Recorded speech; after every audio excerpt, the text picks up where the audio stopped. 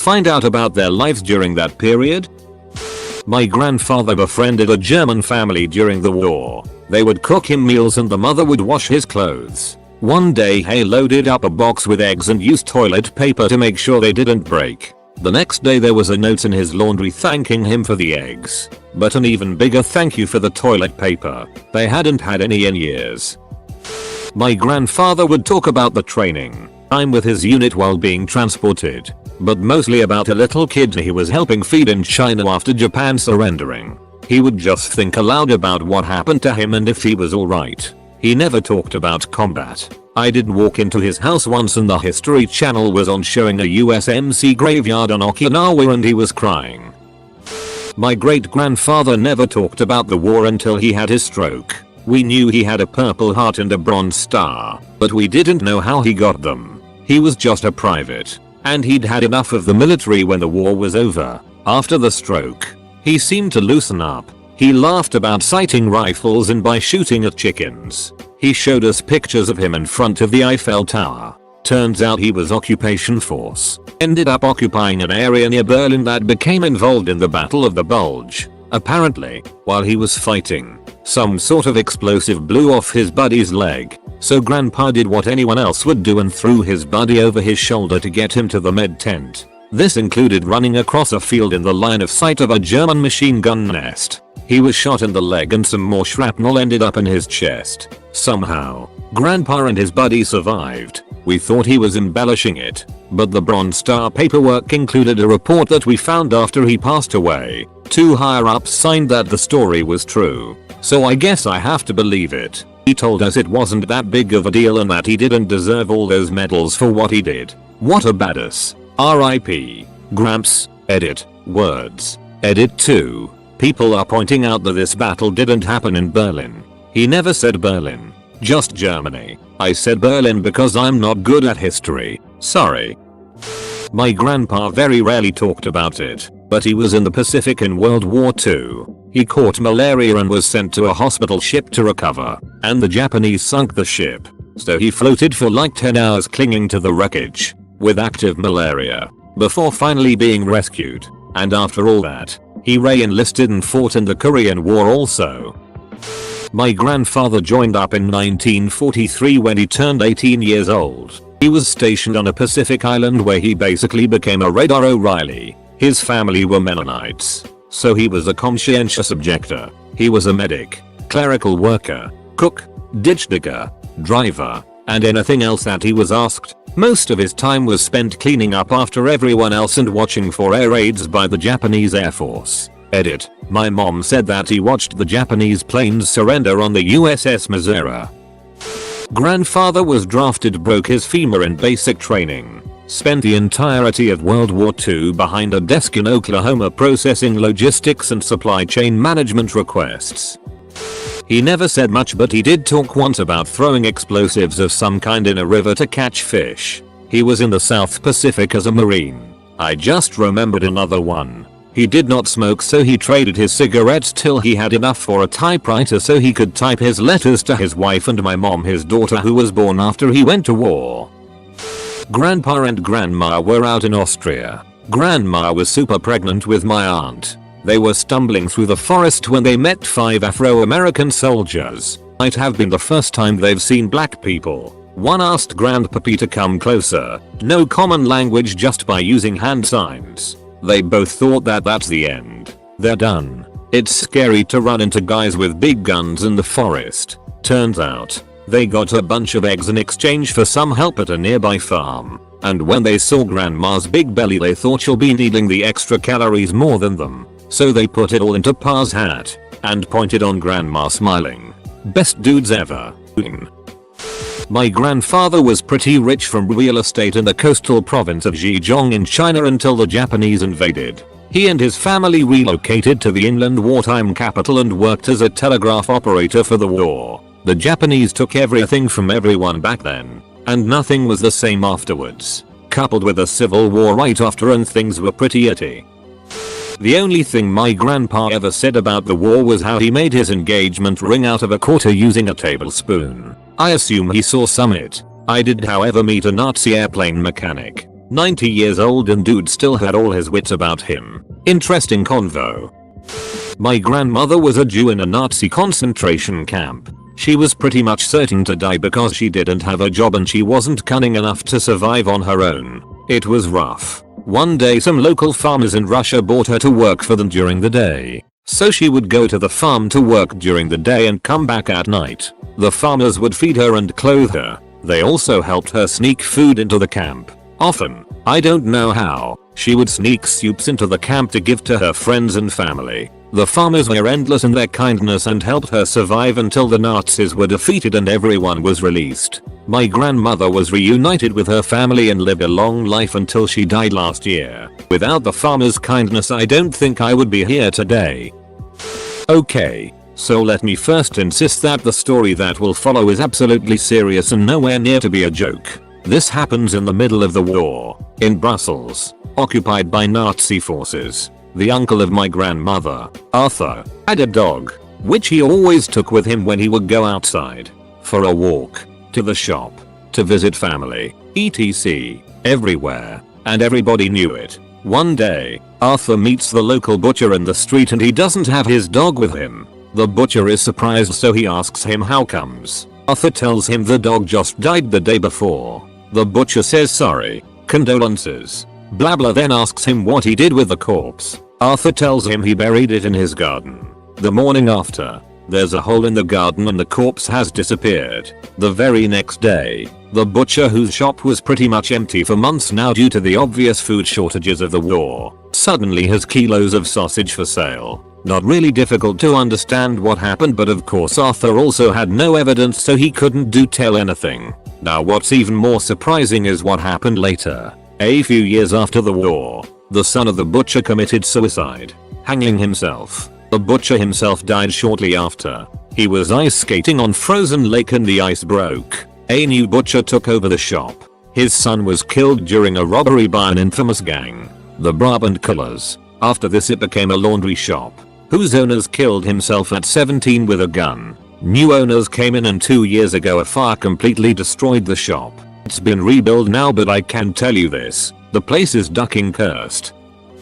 My grandfather lost his twin and his mother in a German bombing raid during the Blitz. He was 15 at the time and an alcoholic for most of his adult life. My great aunt told me she and her friends used to play in the bombed ruins of buildings near their home in West London. In retrospect, she realized how dangerous it was to be 3 stories up a crumbling building, but at the time, they didn't care at all. My grandpa stormed the beaches at Pointe du Hoc in Normandy and lived to tell about it. Afterwards, when things calmed down and they had left France, he ran off for about a week to another country and had some fun. I went back to Pointe du Hoc with him for a Rangers reunion with my family several years ago. Now that was powerful, standing in the same area with your grandpa and family, where he stormed the beaches. My grandfather, a 6'6" red-headed Irishman from New York, was a lieutenant in charge of an anti-aircraft battery at Normandy. That's not the interesting bit though. As the Allies advanced into Europe, they took a number of prisoners, who all spoke German. Obviously, my lieutenant grandfather was put into a private's uniform and stationed outside the POW camp. Why? Because my 6'6" red-headed Irishman from New York grandfather was the son of a German immigrant and spoke fluent German. He got a lot of intel from the prisoners who spoke German freely in front of the American. You know, now that I think about it, I don't remember my grandma ever telling me about World War II and her life through it. I know my dad was born a year after, so she must have done some celebrating when it ended. Lol. Edit. My dad was born 6 months after the war ended.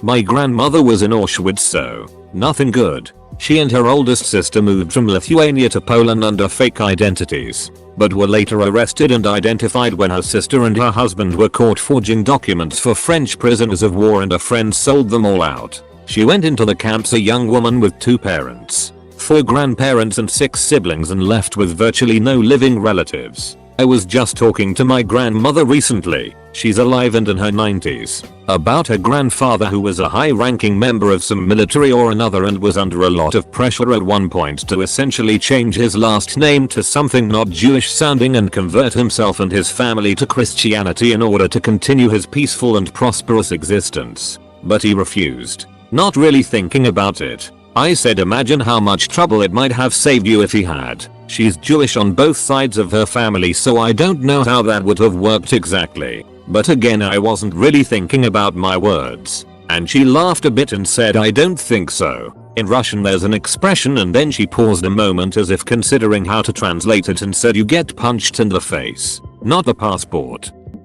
My great grandfather died in the Netherlands fighting when my grandpa was 1 year old. My great grandmother never spoke about it even up until she died. And it was only cleaning the house my grandpa found the Purple Heart and other memorabilia tucked away. She never remarried. Recently my dad and I went to the Netherlands and got the chance to visit the American cemetery there to see where he was buried. It was touching and sad. My dad had never met his grandpa and his dad could never make it over there at this point. We rubbed sand into his name on the gravestone and planted flags. Talked about him. He died in 1945.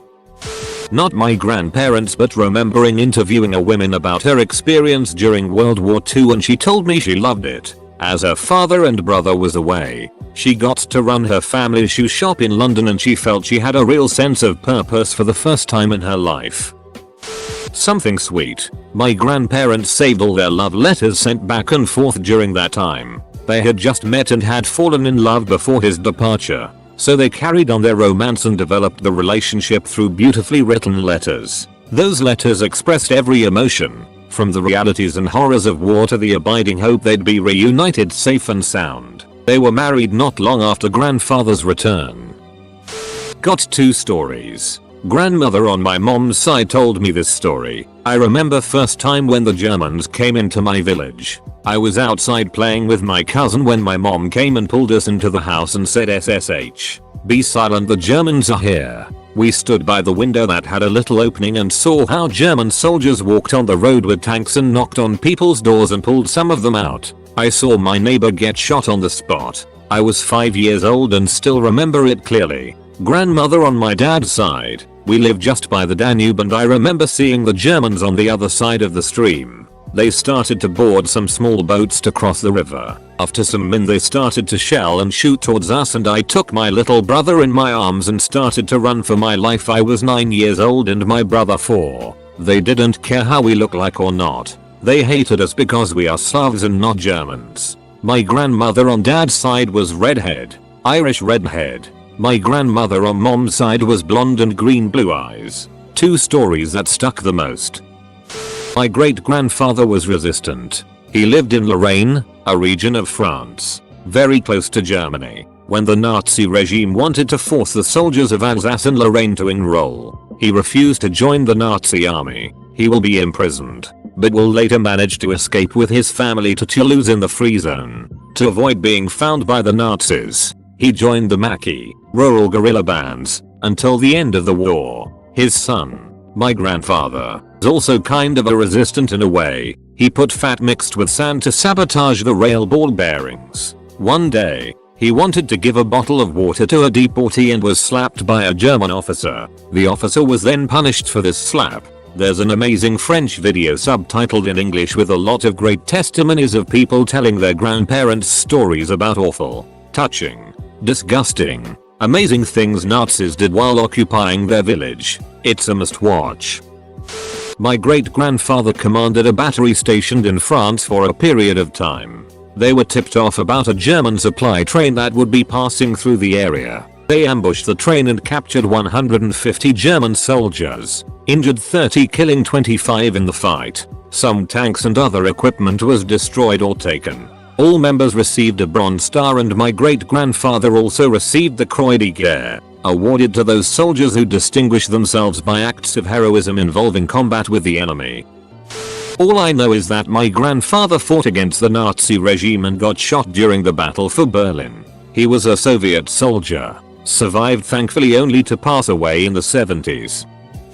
Pacific Theater, Southeast Asia, Japanese occupation. Granddad was a small boy. At the beginning of the occupation, he didn't know he has to bow to any soldiers he passes. One day, the soldier called him over, gave him one tight slap across his cheek and ear. He went permanently deaf in that ear. Light-hearted story. My grandpa was an MP, military police. When the soldiers got in bar fights and they needed to call the MP, he would get sent out to break it up, load them into the jeep and take them back to base. He said they would drop them off at the gate. If they were sober enough to walk back to barracks on their own, they were free to go. If they were too drunk, they would have to take them to the brig. These soldiers were under a lot of stress. I think it's a pretty cool thing that he bent the rules for some of these guys. My father was a medic in World War II and was part of the Normandy invasion where he had to do what he could with pieces of soldiers. It must have been horrifying. On his deathbed he admitted that he stole 2 small bars of silver from the body of a German soldier somewhere in France. He wasn't proud of it, and in fact he was quite ashamed of his actions even 60+ years later. When he returned home he sold the silver, and in a small way it helped him purchase a small trailer in which he and my mom lived while he finished college. My great-grandfather had a hobby of pissing off the Nazis, like going down the street in bright orange, national colors, waving the national flag, blasting the forbidden resistance radio over the street, anything to annoy the Nazis. He was put against the wall multiple times, after which he quit whatever he was doing for a while. He also sheltered Jews and some that were wanted by the Reich. Needless to say, it was a stressful period for the rest of the family. My grandfather was shot through the testicle in a small gunfight in Poland. He was nursed back to health by nuns, then captured as a prisoner of war, where he spent the entirety of the war in a POW camp. When the war finished he was released and came back home to Scotland. He then proceeded to have 4 children with 1 testicle.